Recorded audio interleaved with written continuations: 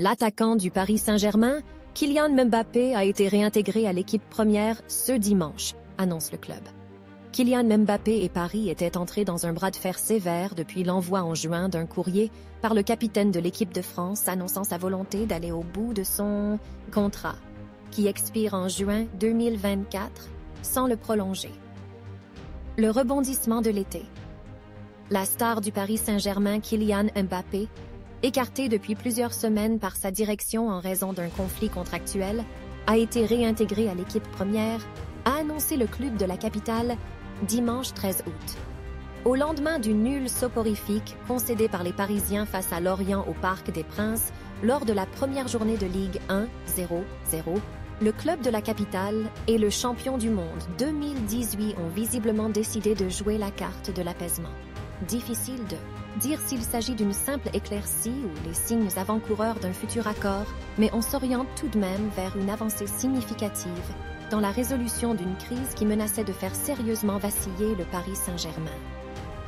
Après des discussions très constructives et positives entre le Paris Saint-Germain et Kylian Mbappé avant le match PSG-Lorient, ce samedi 12 août, le joueur a été réintégré dans l'équipe première d'entraînement ce matin, a indiqué le Paris Saint-Germain dans un communiqué. Jusque-là, les positions des deux camps semblaient totalement figées. Kylian Mbappé souhaitant aller au bout de son contrat en juin 2024 sans le prolonger, alors que les dirigeants du Paris Saint-Germain considéraient comme impossible de laisser partir leur vedette gratuitement dans un an et étaient prêts à le vendre dès cet été. Le conflit avait trouvé son paroxysme avec la mise à l'écart du joueur, privé fin juillet de la tournée au Japon et en Corée du Sud, puis de la réception de Lorient en championnat samedi.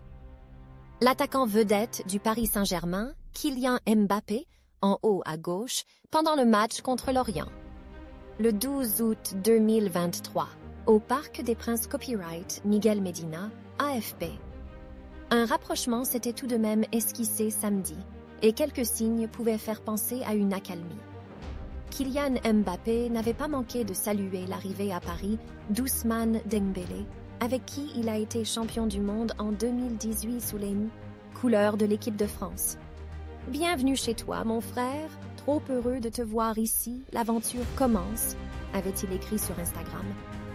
Les deux compères s'étaient ensuite affichés ensemble et tout sourire dans les tribunes du Parc des Princes pour assister à PSG Lorient, alors que Neymar, qui les porte pour un départ sont grandes ouvertes, brillait par son absence.